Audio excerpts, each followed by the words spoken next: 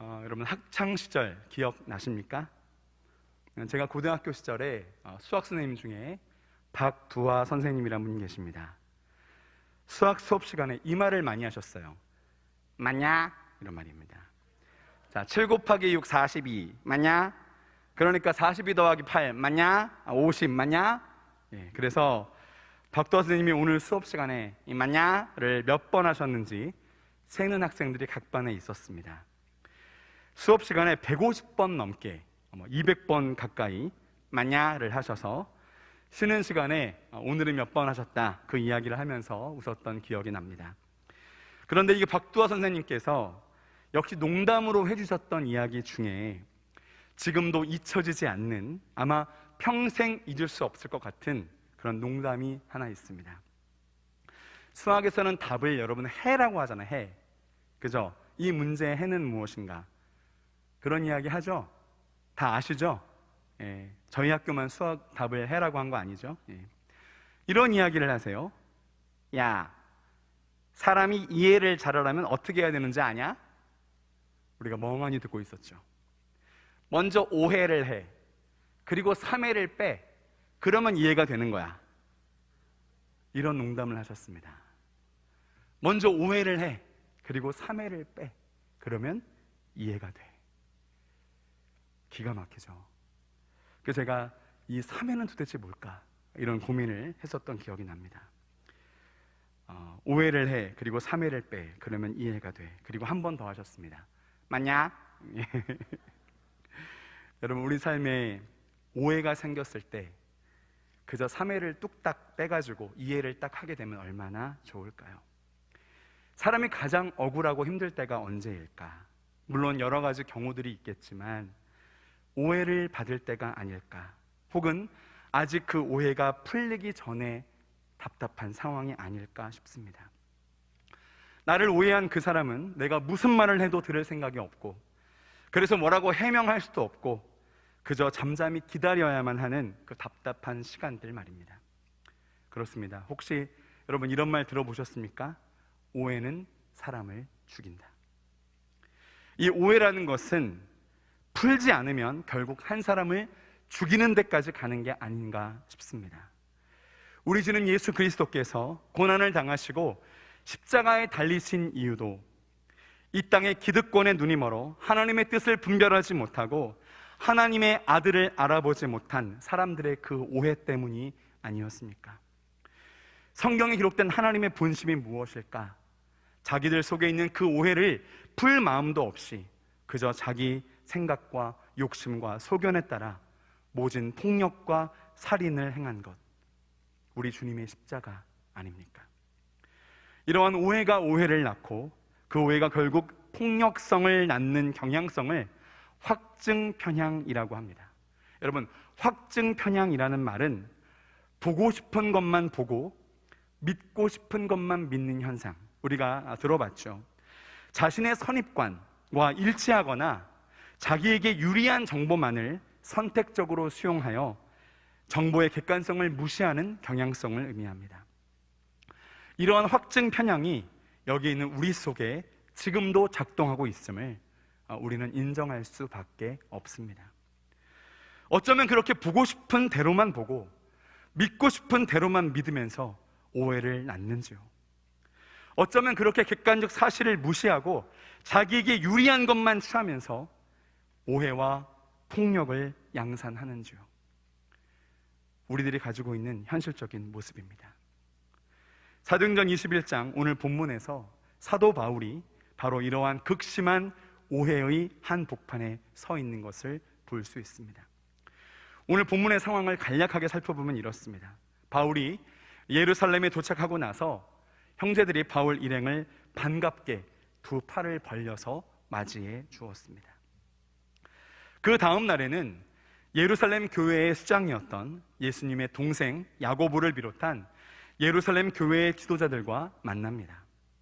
그 자리에서 바울이 그동안 이방 지역 선교를 하면서 하나님께서 자신의 사역을 통해 이방인들 가운데 행하신 일들을 하나하나 자세히, 성경의 표현에 의하면 낱낱이 이야기를 했습니다. 그 이야기를 들은 지도자들의 반응이 어땠을까요? 여러분 20절에 보니까 그들이 듣고 하나님께 영광을 돌리고, 그 지도자들이 함께 기뻐하며 인정해 주었습니다. 그런데 곧바로 분위기를 바꿉니다. 바울이 지금 직면해야 하는 어려운 상황에 대해서 이야기를 해줍니다. 그 상황의 핵심은 지금 바울이 받고 있는 심각한 오해에 대한 것이었습니다. 우리 오늘 본문 20절과 21절 말씀을 함께 같이 읽어보면 좋겠습니다. 20절과 21절, 자 시작. 그들이 듣고 하나님께 영광을 돌리고 바울더러 이르되, 형제여 그대도 보는 바에 유대인 중에 믿는 자 수만 명이 있으니 다 율법의 열성을 가진 자라. 내가 이방에 있는 모든 유대인을 가르치되 모세를 배반하고 아들들에게 할례를 행하지 말고 또 관습을 지키지 말라 한다 함을 그들이 들었도다. 이 부분을 메시지 성경은 이렇게 기록하고 있습니다. 제가 메시지 성경으로 한번 읽어드리겠습니다.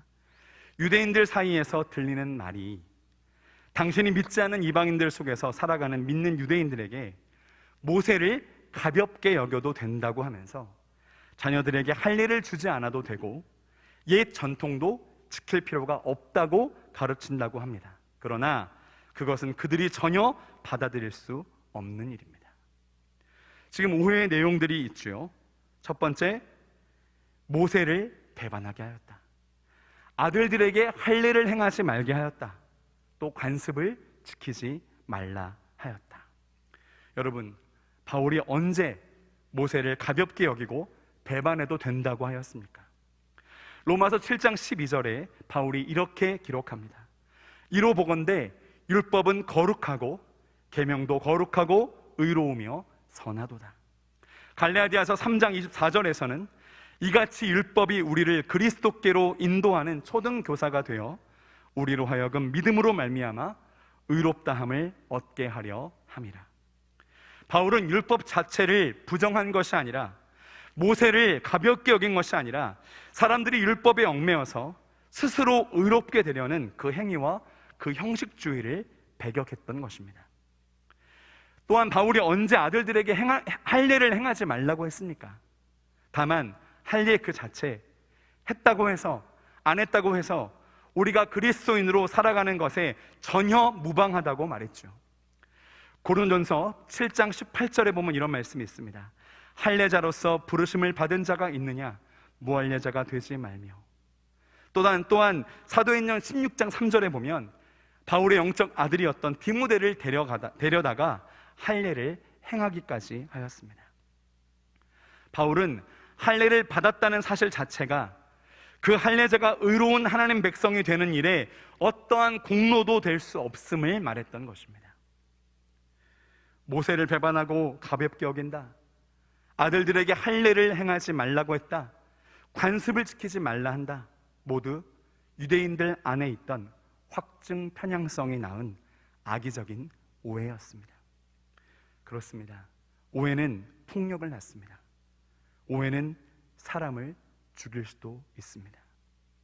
바울이 지금 예루살렘에서 유대인들의 이러한 오해에 직면하게 되었다는 것을 기억하면서 오늘 본문의 첫 절인 17절을 함께 다시 읽어보겠습니다. 17절, 자 시작. 예루살렘에 이르니 형제들이 우리를 기꺼이 영접하거늘. 여기 17절에 딱 8글자로 되어 있는 이 문장, 예루살렘에 이르니. 우리는 그저 금세 읽을 수 있는 짧은 문장이지만 사실 이 문장 안에는 엄청난 이야기가 들어있습니다. 예루살렘, 당시 바울에게는 사실 무시무시한 지명이었습니다. 듣기만 해도 두려움과 불안함이 몰려오게 했던 그런 장소였습니다. 예루살렘에서는 불보듯 뻔한 엄청난 고난과 역경과 핍박이 기다리고 있었기 때문입니다. 그냥 핍박 정도가 아니었습니다. 사도행전 23장 12절 이하의 내용을 보면 바울을 죽이기 전에는 먹지도 아니하고 마시지도 아니하겠다면서 생명을 걸고 동맹한 자가 40여 명이나 도사리고 있던 곳, 바로 예루살렘이었습니다. 심각한 살해 위협이 그 안에 있었습니다. 예루살렘 안에요. 예루살렘에 있는 그 유대인들, 식음을 전폐하고서라도 반드시 바울을 죽이겠다. 여러분, 그들은 도대체 왜 이렇게까지 하는 것입니까? 우리가 조금 전에 살펴보았지요. 오해가 오해를 낳고, 여러분, 오해 때문입니다. 유대인들에게 이 바울은 정말 너무너무 밉고 싫은 거예요. 유대인들은 자기만이 하나님으로부터 선택을 받은 선민이라고 생각하면서 하나님이 우리 유대인만을 선택하셨고 하나님은 우리를 위해서만 싸우시며 구원하신다는 그 정체성을 수호하기 위해서 극단적인 배타성을 강화해 왔는데, 본래 우리와 이러한 입장을 같이 하고 있던 그 사람이 갑자기 예수 그리스도를 만났다고 하면서 이방인들에게 하나님 나라와 그 구원과 하나님의 의와 하나님의 사랑 안에서 얻게 되는 참된 자유의 복음을 전하면서 이방인들의 땅에 교회를 세우고, 이방인들도 우리와 같이 하나님의 구원을 받은 하나님의 백성이라고, 하나님의 선민이란 혈통적으로 유대인만이 아니라 오직 예수 그리스도를 따르는 사람들의 공동체다라고 말하는 것을 그들이 받아들일 수 없었던 것입니다. 그래서 전 세계의 유대인들을 동원하여서 바울을 공격하고 핍박하고 잡아 죽이려 했습니다. 그 유대인들의 배타성이 얼마나 살기등등한 것인지 자기가 그랬던 사람이기 때문에 누구보다 바울이 잘 알고 있었죠. 그랬던 바울이, 그 유대인들의 살기와 그 미움을 아는 바울이 유대인들의 집결지인 예루살렘으로 간다고요? 그뿐 아니라 바울을 사랑하는 사람들은 모두 바울에게 예루살렘에 가지 말라고 조언했습니다. 다 크게 울면서 눈물로 근심하며 권면했습니다. 심지어 성령께서 주시는 감동으로 심각하게 바울을 말렸습니다. 이쯤 되면 예루살렘에 가지 않는 게 인지상정입니다. 그런데 그럼에도 불구하고 오늘 우리는 말씀에서 보았죠. 바울은 결국 예루살렘에 갔습니다. 여러분, 도대체 이유가 무엇일까요? 바울이 본래 좀 그런 거 생각하지 않는 강심장이라서요? 본래 바울이 강단 있고 용기 있는 사람이라서요? 아닙니다. 그렇지 않습니다. 물론 1차, 2차, 3차에 걸친 전도 여행을 마친 후 사도 바울은 예루살렘에 가고자 작정을 했었습니다. 그 작정의 이유는 전도 여행을 하면서 마게도냐와 아가야의 성도들이 준 구제 헌금을 당시 심각한 기근으로 고생하고 있던 예루살렘 교회에 전달하려는 목적이 있었기 때문입니다. 이 구제 헌금을 전달하는 일 참 중요했습니다. 왜냐하면 마게도냐와 아가야는 이방인의 땅이지요. 이방인의 땅에 세워진 이방인들의 교회가 드린 헌금을 예루살렘 교회가 받아들여 준다라고 하는 것은 이방에 있는 그리스도인들도 우리 주 예수 그리스도 안에서, 믿음 안에서 우리와 한 형제이며 우리는 한 가족이며 한 몸입니다 라고 하는 바울의 이방 선교에 대한 공식적인 인정의 증거가 되기 때문에 바울은 예루살렘에 꼭 가야 했었습니다. 그렇게 예루살렘에서 이방 선교에 대한 공식 인증을 받아야 바울의 선교의 최종 목적지인 땅끝 서바나까지, 또 서바나로 가기 위해 반드시 가야 하는 로마로 공식적으로 갈 수 있었기 때문이죠. 자, 그러면 바울이 일생도록 추진해왔던 그 선교의 목적을 최종 달성하기 위한 전략적인 이유, 그 구제헌금을 전달하는 그것 때문에 그 모든 두려운 살해 위협을 무릅쓰고서라도 사랑하는 사람들의 진심 어린 조언과 권면을 뒤로 하고서라도 바울은 지금 예루살렘으로 들어간 것입니까? 아닙니다. 진짜 이유가 있었습니다. 여러분, 진짜 이유가 무엇이겠습니까? 바울이 무엇 때문이라면 죽음의 두려움을 넘어서, 사랑하는 이들의 조언을 넘어서 예루살렘으로 가겠습니까? 주인이신 예수 그리스도께서 가라고 하시니까. 나를 메어 끌고 가시는 성령 하나님께서 가라고 하시니까요. 단 한 가지 그 이유였습니다. 사도행전 20장 22절 말씀에 보라, 이제 나는 성령에 매여 예루살렘으로 가는데 거기서 무슨 일을 당할는지 알지 못하노라. 예루살렘에 들어가면 거기서 무슨 일을 당할는지 나도 불안하고 두렵고 초조하고 도대체 어떻게 해야 하는지 알지도 못하겠고 솔직히 피하고 싶은 마음 굴뚝 같지만 나의 주 성령 하나님께서 나를 메어 끌고 가시기 때문에 기도할 때마다, 하나님 앞에 무릎 꿇을 때마다 예루살렘에 들어가라고, 그것이 나의 뜻이라고 하나님께서 너무나도 명확하게 확인시켜 주시니까요. 바울은 오직 나의 주 예수 그리스도께서 원하시는 뜻이니 그 답답하고 억울한 오해의 한복판, 오해로 말미암은 살해 위협의 두려움과 불안의 한복판으로 그 무모해 보이는 길을 가고 있는 것입니다. 여러분, 예루살렘에서 만났던 예루살렘 교회 지도자들이 바울에게 그 유대인들의 그 심각한 오해를 풀기 위한 한 가지 방법을 제안하기는 했었습니다. 오늘 본문 21장 22절과 23절 같이 한번 읽어볼까요? 22절과 23절입니다. 자, 시작. 그러면 어찌할꼬? 그들이 필연 그대가 온 것을 들으리니 우리가 말하는 이대로 하라. 서원한 네 사람이 우리에게 있으니 하면서 우리에게 서원한 사람 4명이 있는데 그 서원한 사람들과 함께 결례를 행하고 그 비용을 내어 머리를 깎게 하라고 말합니다. 이 말은 결례 기간이 끝나는 날에 머리를 깎고 희생 예물을 드리는 때에 그 경비를 부담하라는 것입니다. 사실 그 경비는 번제물로 순양 1마리, 속죄제물로 어린 암양 1마리, 화목제로 순양 1마리, 그 외에 무교본과 가자 등 있었으니까 그 비용이 결코 작은 것이 아니었죠. 하지만 유대인들에게 있어서 가난한 서원자를 위하여 대신 비용을 부담하는 것은 매우 경건한 행위로 인정을 받았다고 합니다.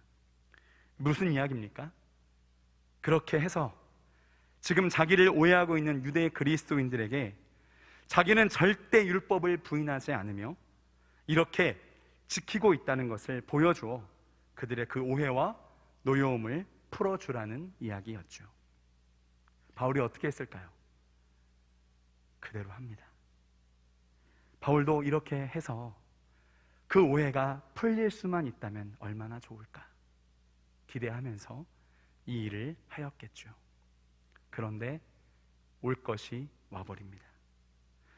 바울이 그 결례기간 7일을 거의 채웠을 때 유대인들이 성전에서 바울을 발견하고는 모든 무리를 충동질해서 성전에 밀어닥칩니다. 그리고 바울을 붙잡습니다. 그리고 이렇게 말합니다. 28절 같이 한번 읽어볼까요? 28절 말씀. 자, 시작. 외치되 이스라엘 사람들아 도우라. 이 사람은 각처에서 우리 백성과 율법과 이곳을 비방하여 모든 사람을 가르치는 그 자인데 또 헬라인을 데리고 성전에 들어가서 이 거룩한 곳을 더럽혔다 하니. 무엇입니까? 명백한 오해입니다. 바울은 유대인들을 목숨을 다해 사랑할지언정, 내가 구원받지 못할지라도 내 동족 유대인들이 구원받았으면 좋겠다고 말할지언정 그들을 비방하지 않았고 헬라인을 데리고 들어가지도 않았습니다. 유대인들의 오해가 흥분과 살기가 되어 또 다른 오해를 낳는 현실적인 모습이죠. 그리고는 사람들이 바울을 성전 밖으로 끌고 나간 후에 성전에 다시는 들어가지 못하도록 성전 문을 걸어 잠그고 나서 급기야 바울을 죽이려고 합니다. 여러분, 이거 보십시오.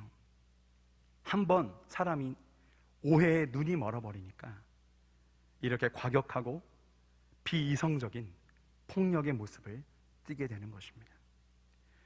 여기까지 오는 동안 바울에게 단 한마디의 자기 번호도 허용하지 않고 성전 밖으로 끌고 나와 죽이려 하고 있는 것입니다.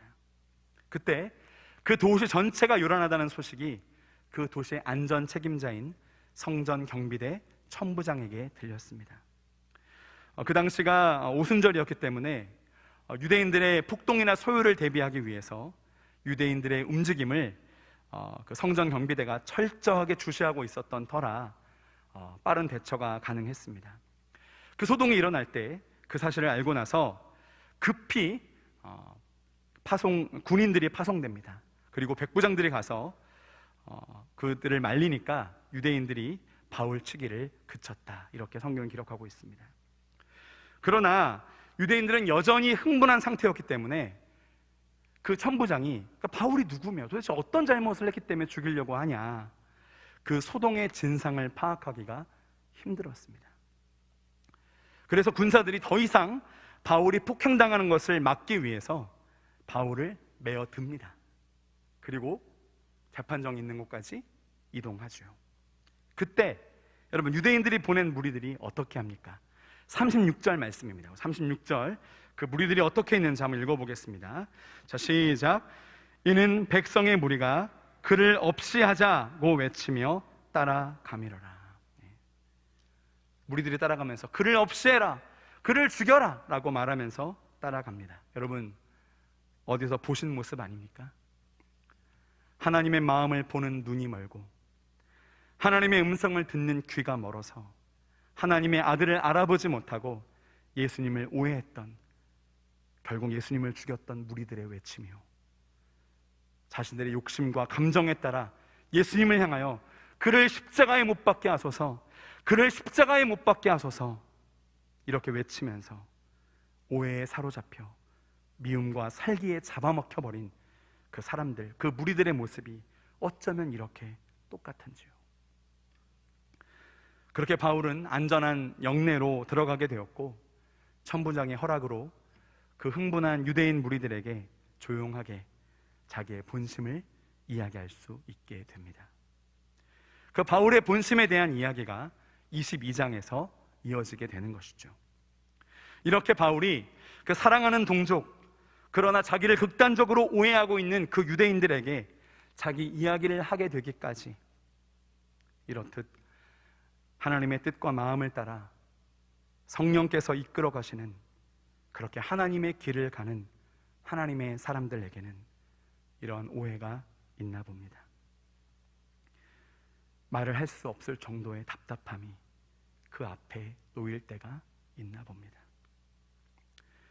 바울이 성전에서 유대인들에게 발견되어 붙잡히고 성전 밖으로 끌려 나가서 유대인들의 그를 죽이려고 할 때 여러분, 바울의 마음은 어떠했을까요? 저는 오늘 말씀을 준비하면서 묵상하는 가운데 한 단어가 떠올랐습니다. 그 단어는 바로 대장부라는 단어입니다. 여러분, 이 대장부라는 단어 성경 어디에서 보신 기억 나지 않으십니까? 네, 다윗이 그 아들 솔로몬에게 남긴 유언입니다. 열왕기상 2장 1절과 2절, 다윗이 그의 아들 솔로몬에게 이렇게 말합니다. 다윗이 죽을 날이 임박하매 그의 아들 솔로몬에게 명령하여 이르되, 내가 이제 세상 모든 사람이 가는 길로 가게 되었노니 너는 힘써 대장부가 되고 내 하나님 여호와의 명령을 지켜 그 길로 행하여 그 법률과 계명과 율례와 증거를 모세의 율법에 기록된 대로 지키라. 그리하면 내가 무엇을 하든지 어디로 가든지 형통할지라. 아멘. 여기서 너는 힘써 대장부가 되고, 여러분이 대장부라고 하는 표현은 히브리어 레이시라는 말인데요, 그 어원은 이씨입니다. 여러분, 우리가 즐겨 옛날에 들었던 찬양 이씨가 이샤에게, 이런 찬양도 있는데요, 여기서 이씨는 이 남자를 뜻하는 아담을 넘어서 강하고 영향력 있는 남자를 뜻하는 단어입니다. 그러니까 이렇게 말할 수 있어요. 용기를 내어 굳세어라, 그리고 강한 남자가 되어라, 이렇게 말할 수 있죠. 솔로몬을 아직 어리고 유약하다고 생각했던 아버지 다윗의 적절한 조언이라고 볼 수 있습니다. 하지만 이 말의 의미는 단순하게, 자, 앞으로 홀로 왕으로 살아가는 삶이 많이 두렵고 긴장이 될 거야, 아들아, 힘내라, 용기를 내어서 남자답게 행하여라는 것에 머물러 있지 않습니다. 너는 힘써 대장부가 되라, 이 표현은 사실 모든 하나님의 사람들이 하나님께로부터 들었던 명령입니다.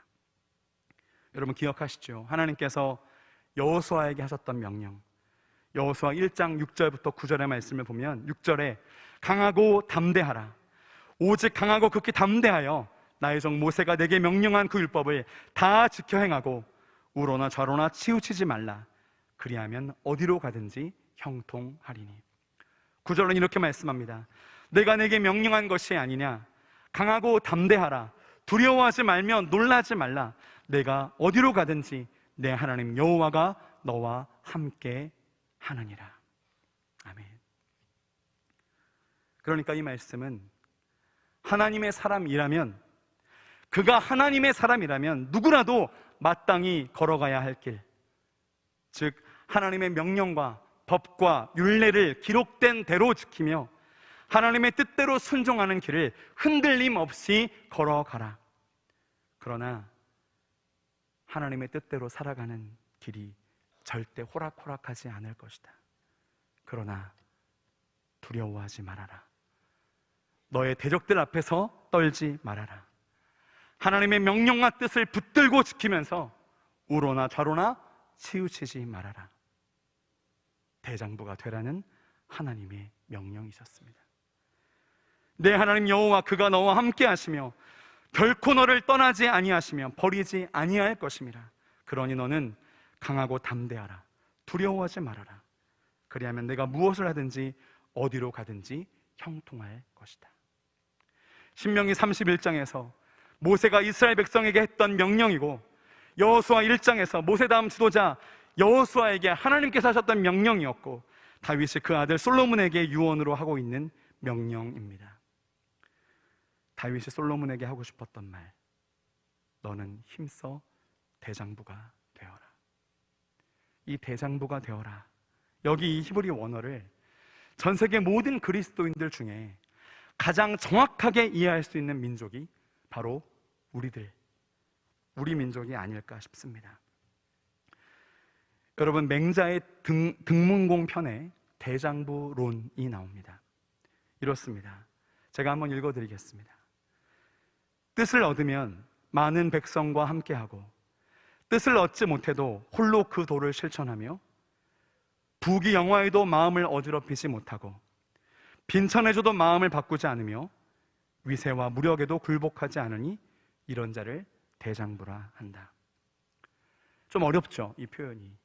한마디로 정리하면 이렇게 말할 수 있습니다. 뜻을 세운 사람, 그가 뜻을 세우고 그 뜻 앞에 걸어가면서 어떠한 유혹, 이익에 대한 그 유혹이 있다 할지라도, 위세와 무력에 방해가 있다 할지라도 절대 포기하거나 굽히지 않고 그 길을 가는 사람, 그 사람이 바로 대장부입니다. 바울은 다메섹 도상에서 나를 만나주신 주 예수 그리스도의 그 사랑 때문에 내가 받아야 될 죄에 대한 진노, 그 하나님의 진노를 나무 십자가에 달려서 나 대신 받으신 예수 그리스도의 그 은혜 때문에, 유대인들만 선택하시고 유대인들만 구원하시는 좁은 하나님이 아니라 온 세계가 내게 속하였나니, 유대인들을 넘어 온 세계 온 이방의 사람들을 사랑하시며 구원하시는 한없이 넓은 하나님의 사랑, 그 사랑 때문에 자기에게 임하고 자기 안에 깨달아진 온 세계를 구원할 하나님 나라의 복음, 그 은혜와 사랑과 생명의 복음, 그 복음을 예루살렘과 온 유대와 사마리아와 땅끝까지 전하기 원하시는 하나님의 너무나도 자명한 뜻 때문에 어떠한 고난에도, 어떠한 두려움에도, 어떠한 답답한 오해에도, 혹시 그것이 죽음이라도 그 길을 포기할 수 없었습니다. 그 길에 움츠려들 수 없었습니다. 바울은 그 복음 전도자의 사명에 따라 그 길을 갔던 것입니다. 대장부란 뜻을 세우고 어떠한 유혹과 방해가 있더라도 절대 포기하거나 굽히지 않고 그 길을 가는 사람. 그래서 바울은 대장부입니다. 단순한 용기, 단순한 담대함이 아니라 자기 안에 있던 하나님의 말씀 때문에, 나를 자유케 한 그 진리 때문에, 나를 이토록 사랑하시는 예수 그리스도의 이름 때문에, 나와 늘 동행하시는 성령 하나님의 인도하심 때문에 그는 대장부로 설 수 있었습니다.